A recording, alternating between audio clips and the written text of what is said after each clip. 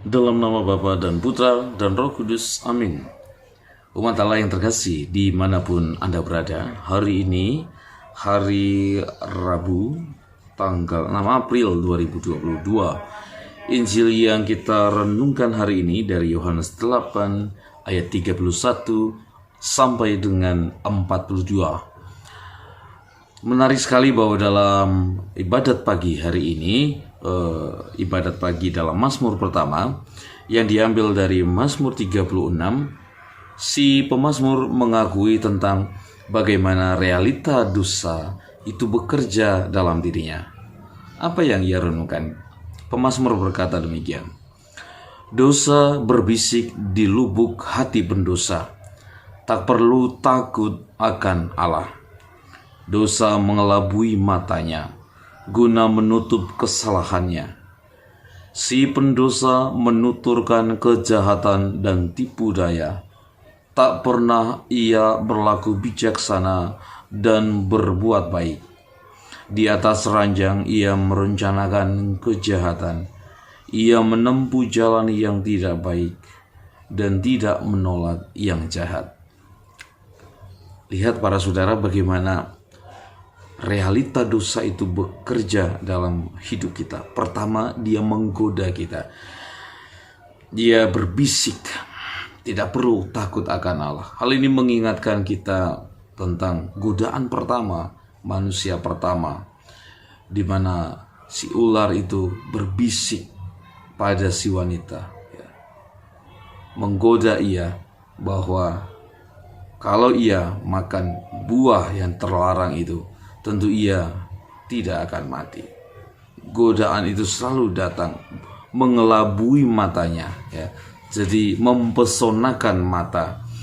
Maka kadang-kadang para saudara, ada orang yang mengatakan kalau misalnya bentuk godaan itu seperti setan yang sering digambarkan, manusia bertanduk dan sebagainya, itu tentu sangat dengan spontan sangat menakutkan kita, dan itu membuat kita segera menolaknya. Kadang-kadang godaan itu mengelabui mata. Godaan itu datang dalam bentuk yang halus, bentuk yang indah, bentuk yang kelihatannya baik, untuk menutupi sebenarnya kebusukan yang ada di dalam perbuatan itu. Nah, ini saudara-saudari yang terkasih, karena dalam Injil hari ini Tuhan Yesus juga berkata, "Aku berkata kepadamu, sesungguhnya setiap orang yang berbuat dosa adalah hamba dosa. Dan hamba tidak tetap tinggal di rumah, yang tetap tinggal dalam rumah adalah anak." Realitanya adalah kita ini orang yang melakukan dosa setiap hari.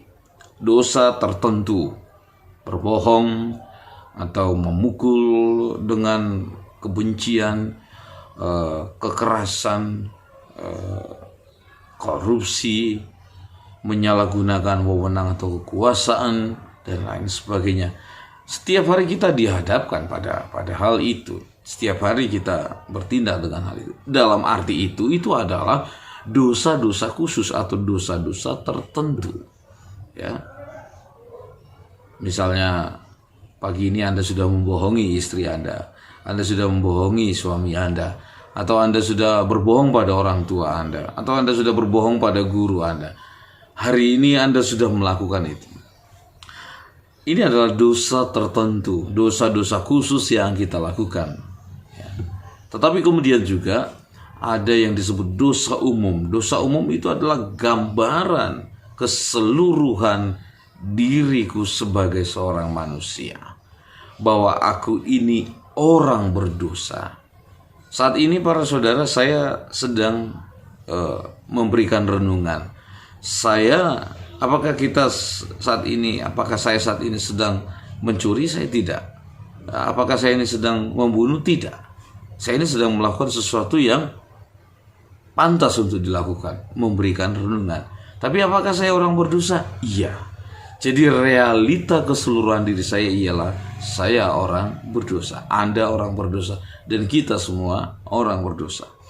Nah, untuk itulah Tuhan Yesus datang untuk menebus dosa ini, menebus kedosaan ini, situasi kedosaan ini, untuk mau mengatakan bahwa kita setelah dibebaskan bukan lagi hamba dosa, tetapi kita menjadi putra-putri Allah, anak-anak Tuhan. Semoga kita menyadari kenyataan ini dan serentak kita memperbaiki diri kita. Saat-saat Prapaskah menjadi saat yang makin penting kita untuk menyadari realita dosa itu. Dosa itu bekerja dan bagaimana ia menggoda kita sebagai anak-anak Tuhan. Ingatlah para saudara, Anda bukan lagi hamba dosa, tetapi Anda sudah disebut menjadi putra putri Allah, anak-anak Tuhan. Ada seorang yang pernah berkata bahwa apakah saya ini adalah orang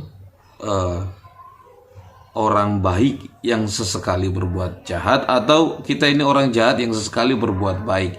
Tentu saja kita ini adalah orang yang sudah ditebus siang, lalu kemudian tidak pernah luput dari dosa. Kalau kita menyadari ini, kita lalu menyadari belas kasih Tuhan, lalu kita menyadari semuanya, dan kita lalu berbalik kepadanya, mendengarkan firman-Nya dalam kehidupan kita. Jadilah insan-insan putra-putri Allah yang setia. Tuhan memberkati, Bapa dan Putra dan Roh Kudus. Amin.